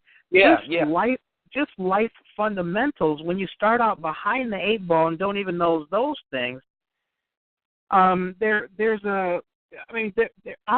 there's a wide open need for the kind of character that you've created in Afro Man, because what you have some background, you have some longevity, and now you have a certain amount of credence. People will pay attention because you've been around. I like the fact that people have gone, I remember way back when or whatever already. Yeah. And you haven't even been around that long. So I mean, there's definitely a need, and I'm glad that as creatives, Black people worldwide are getting more and more chances to get their work out there. If you were going to advise, let's say you were going to walk into a class of high schoolers, and these are high schoolers who want to do film and things like that, what would you, you don't have to tell them how to do the camera or anything, but what would you convey to them in terms of what their potential is? The serious talk, the talk about where you want to convey to them that, yes, the world is wide open, but pay attention to this. What do you think some of the best lessons you could pass out would be? Well, I'll tell you one that actually one of my, I don't want to call him a mentor per se, but he was one of the older brothers in the film industry. And when I first got into film, I was talking to him, was like, man, I'll never get a chance to get into Hollywood and that. And he was like, look, Hollywood is wherever you point your camera. He was like, get out of that whole idea of being a part of that machine. He was like, are you a filmmaker or are you in this to make money? And I'm like, well, I'm in it to do both. Well, he was like, well, why can't you put out your own films and make your own money? And it even brought out the point to where you don't even have to sell as many units to make as much money, if you're doing it yourself. And that would be my main message. How to do it yourself, it's going to be different for everybody, but you give them those key components. You're going to need someone who knows how to do the film. You're going to need some financing. And then even after that, you got to think about how are you going to put this film out, So that's a real difficult question. Because, again, it depends, because that path is going to be different for everybody, And the advice that I would give or can give would be, I would hate to say somewhat general. It would have to be general, because my journey was totally different from a lot of people that I've spoken with that are doing the exact same thing. But my thing is that I would say is never be closed-minded to learning. Again, I've been in the game for a while and still learning, and basically just getting to the point to where I'm not even gonna say I know, I think I got it figured out to a small degree. Yeah. Because now my thing is to surround myself with people that are better and more experienced than me. Right. That's my whole key, and I've worked with other filmmakers who don't know how to work the camera, don't know how to edit, don't know how to write. But what they did was, when it got the money, somewhere, somehow, and said, okay, I'm going to hire you to film, I'm going to hire you to write, I'm going to hire you to act. I'm going to hire you to do this. This is what I want. And these were brothers that came off of the street that I've done these films for. Mhm. You know, so again, that would be another example of the advice or that I would get. But again, that's such a big question because it really depends. It really depends on the audience. It really depends where I am in my career. Because some of the stuff that I kicked a couple of years ago, and I used to talk about on an interview and say that was good advice, some of it today I would say, nah, I've learned that it's not good advice. Well, you know, you said something early on, very, very early on in the show, and I think that if I were going to take your words and try to give them to somebody else, the first thing I would tell them is don't give up. You know, because that's huge. That's a huge thing, and a lot of people have a tough time because they think if they have a setback, that's a failure. And you know, I think a setback is nothing but a learning experience. That's it. That is it. Because even at times, in between times when I wasn't putting out comic books and didn't do the cartoon, I was doing Afro Man birthday parties and pool parties in Atlanta. In Atlanta, because you know how the apartment complexes in Atlanta, every year they're going to throw a resident appreciation party, right? So right. We were the ones getting booked for those parties. So we'll bring out the donkey rides, the bouncies, the DJ, and Afro Man hosted the party with the games and emceed the party. So that's how I kept the brand alive until I got the thing together, got everything together, and decided let's go ahead now and let's do the animated series. And I put a team together after I did that first one and ran with it. But that's how I kept the brand alive. And it goes back to saying not giving up, because even though I wasn't producing comic books at that time, I found another way that I can still keep my brand alive and keep it in the eyes of the people. Where a lot of people might have thought, okay, dang, we saw the comic book, now we don't see it, but now notice, okay, now he's doing this. He's actually live with the character now, and now that's where he's taking it. And people used to see, it used to be me and Wonder Brother in costume.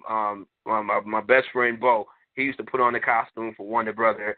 He'll be Wonder Brother, I'm Afro Man, and people see us running down the street, and they'll say, man, that's $1 million running down the street right there, because they saw the idea. And I mean, a couple guys used to say, and that's $1 million. Now, let me tell you this story. When I first started putting out the comic books, right, I would go to barbershops, beauty salons. I would hop on the Martyr in costume and sell the comic books straight out of book bag in the costume. I was like maybe 23, 24 then. And sure. I remember I'm on Martyr coming up Buford Highway. We just got done selling for the day, me and my friend Jamal. He had on the old Ultra Igno costume, and I was Afro Man, because I actually had 3 costumes back then. And me and him on the bus. So he's the bad guy, I'm the good guy. We on the bus, heading down Buford Highway, and we saw people laughing at us, right? So people started laughing. Then people started asking us what was going on. Then people started buying the comic books. So then one dude on the bus, he was like, man, I thought y'all was crazy. And he said, I was laughing at y'all until I saw y'all start to get them greenbacks. So all he could do is give us some daps and shake our hand. It was like, man, hey, I can't even hate. So, I mean, it's just a crazy, it's a crazy ride, man. And there's really no right or wrong way to do it per se. Again, it depends on you, your personality, your brand, your market, on how you're going to go about getting it done. However, all the fundamentals of marketing and your creation and your product is there, but as far as getting it out, it's going to depend on you, your personality, your market, and your project, And with mine, it just so happened that costume was just one of the ways that it just really brought the entire brand to life. Mm-hmm. Well, I'm just happy you didn't get shot. That's all I got to say about that. Oh, yeah, I'm pretty sure we came close to it and didn't know. I'm pretty sure. Well, in any case, look, man, I mean, you're doing well here in the U.S. Obviously you've got a great brand. I'm very excited about what the things that you're doing in over on the continent. And one of the things that I would like to ask you is because, this is such a different, what you're doing is not run-of-the-mill. So I think it's important, at least to me, to ask you to definitely keep us in touch with the things that you're doing, the milestones that you hit in your creative endeavors, overseas, because there's value in watching what you're doing, and there's value in seeing how you pull the things off that you're pulling off. So, it's great talking to you again, and being able to actually watch the fact that you're getting ready to bust out, dude, or you actually busted out. We just haven't caught up to it yet. So I want to, we're running down to the end of the show. I want to thank you for being here, but definitely we're going to have to check in with you, every so often, because it sounds to me like what you're putting together is a great model and at least a great example for other people to look at in terms of not only planning for success, because what you said about being ready, to have everything ready for whatever opportunity comes your way. All of the things that you're doing are of great interest. So, again, thank you for sharing all of that with us. I appreciate it. And if I ever get this ankle bracelet off, maybe I'll go to Africa. We'll see. Man, come on. There's plenty of room. Hey, and don't forget, man, everybody, log on to Afro Man Kids Space. Get the Afro Man DVD collectible series. We have T-shirts, Afro Man necklaces, skateboards. Hey, and right now we even carry assorted toys, video games, as well as other comic books and action figures on the site now. So if you're going to do your holiday shopping, do it with Afro Man Kids Space. Come shop with us, support, show us that you love Afro Man and the protectors of the Book of Knowledge. Okay, well, I'm glad we were able to give you that marketing opportunity, man. Kofi, it's been a pleasure, man. It's good talking to you again. All right, thank you so much, and thanks. Just hang on for a little while. We're about to close out the show. I want to thank everybody who was here, checking out the show. Also, you people who pick it up as a podcast. Our special guest was Kofi Johnson. He is the aforenamed Afro Man. Just do a search. He's all over the place. And let's see. Oh, we're out of time. So I'm going to turn this over to Jarvis so that he could do his signature sign off, and then we'll catch you all next time. Is Jarvis there? Oh, maybe he's not. Although it looks like he's on the phone. Anyway, let me thank everybody who listens to the show live. I want to thank everybody who helps make this show possible. The people who check it out, both live, the people who listen to it as a broadcast. I want to thank blacksciencefictionsociety.com website for giving me the opportunity to interview all of these creatives that I've had the great privilege of doing. And, as much as I have to be in every Friday night, I really love doing the show. So on behalf of Jarvis, on behalf of everybody, on behalf of anybody, I want to thank everybody for listening, and we'll see you next time.